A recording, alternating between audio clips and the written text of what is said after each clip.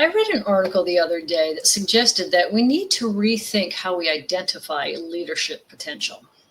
And it got me thinking, what if our approach to identifying future leaders is flawed? Companies have systems and processes to detect high potentials, right? They often use assessments like performance reviews. They rely on people's past achievements. They might use 360-degree feedback tools. But here's my argument. Today's pace of work, the pace of business, makes those tools ineffective because business priorities change overnight these days. Employees are not staying with companies as long as they used to. Yesterday's high post could be today's exit interviews. And worse, these decades-old methods could be distracting employers from developing the leaders that they truly need. So here's what I'm thinking. Number one, reliance on these systems that we've been using means that we may be favoring individuals who fit a familiar profile, which means we have blinders on. We're just looking for people who look like the previous people. We're not looking for future leaders. Number two, identifying and grooming potential employees over extended periods of time is just not practical anymore. In fact, in January of 2024, the Bureau of Labor Statistics said that the average tenure of an employee is 3.9 years, which means that you're probably hiring your next leaders rather than grooming them internally.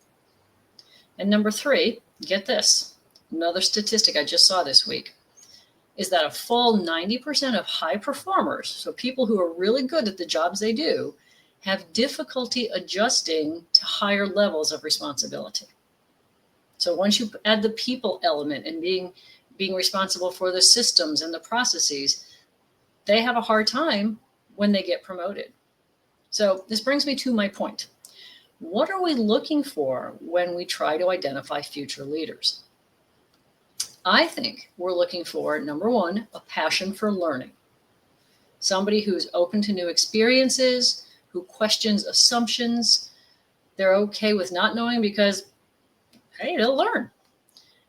So in this sense, learning isn't about gaining knowledge. It's also about knowing when to change direction, when to ask for help, being okay with ambiguity. You want people who will take on the unknown without fear because, heck, this could be an opportunity.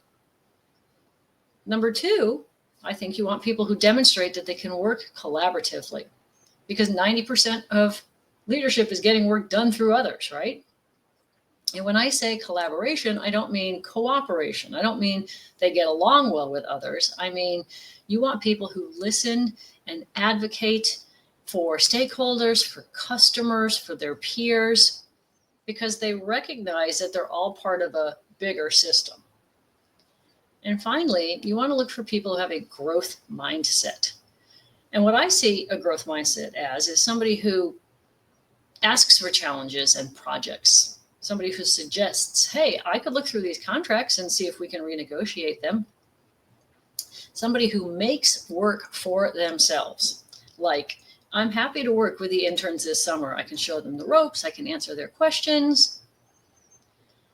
So my pitch to you is rethink how you're defining the criteria for leadership in your organization.